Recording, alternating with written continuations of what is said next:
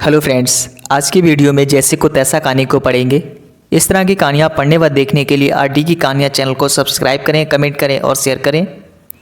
जैसे को तैसा। रामनगर में गोपाल नाम का एक युवक रहता था। उसने अदल बदल कर कई तरह के व्यापार इस आशा से किए कि हो सकता है किसी काम में लाभ हो जाए, काम के चल निकलने से सारा घाटा पूरा हो जाए। पर गोपाल का भाग्य बहुत खराब चल रहा था। अगर सोने पर हाथ लगाता तो वह मिट्टी हो जाता। एक दिन वह बहुत उदास बैठा था, तभी उसका मित्र कमलेश वहाँ आया। उसने गोपाल को राय दी कि तुम्हें विदेश जाकर अपना भाग्य आजमाना चाहिए। गोपाल के मन में मित्र की बात बैठ गई और उसने घर का सारा सामान बेचकर राह खर्च के लिए धन जुटा लिया।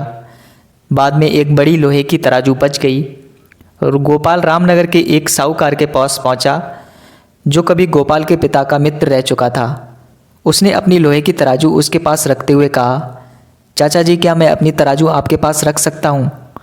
मैं जल्दी विदेश से लौटकर अपनी तराजू वापस ले जाऊँगा। सेठ रामदास बोला, हाँ हाँ, क्यों नहीं, तुम जब तक चाहो तराजू रख सकते हो। तुम्हारी तराजू यहाँ सुरक्षित रहेगी। 3 वर्ष के बाद गोपाल विदेश से बहुत सा धन कमाकर लौटा। वह सेठ रामदास के यहाँ गया और विनम्रतापूर्वक नमस्कार करके बोला, चाचा जी, आप कैसे हैं? घर में सब लोग कुशल पूर्वक तो हैं ना? सेठ बोला, हाँ, सब ठीक है। तुम्हें देखकर बड़ी प्रसन्नता हुई। तुम्हारा कामकाज कैसा रहा? गोपाल बोला, अब मैं लौट आया हूँ, यहाँ रहकर कोई काम शुरू करने का विचार है। सेठ रामदास ने गंभीर होते हुए कहा, बेटा, मैंने तुम्हारी तराजू तहखाने में रखवा दी थी कि वहाँ सुरक्षित रहे। क्या कहूँ, पर मुझे खेद है कि उसे चूहे खा गए। गोपाल मुस्कुराया, बोला, चाचा जी, चूहे आजकल बहुत तेज हो गए हैं। खैर, कोई बात नहीं, इसमें आपका कोई दोष नहीं। मैं ज़रा नदी पर स्नान करने जा रहा हूँ, आकर भोजन करूँगा।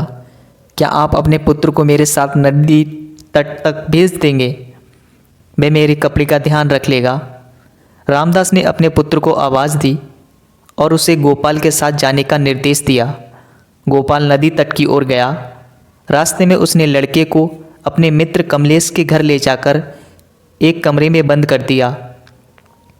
वापस लौटकर गोपाल ने सेठ जी को बड़े दुख के साथ कहा, चाचा जी, क्या बताऊं, जब मैं आपके पुत्र को लेकर नदी तट की ओर जा रहा था तो अचानक आसमान से बाज झपटा। आपके पुत्र को उठा लिया और उसे लेकर आकाश में उड़ गया। गोपाल ने फिर कहा, चाचा जी, मेरा विश्वास कीजिए, भला अब मैं बाज को कहाँ से ढूंढ कर लाऊं? रामदास सेठ आग बबूला हो गया और गोपाल को लेकर न्यायालय में गया। सारी कहानी सुनाने के बाद उसने राजा से विनम्र निवेदन किया, गोपाल की बात झूठ मूठ गढ़ी हुई है, विश्वास के योग्य नहीं है।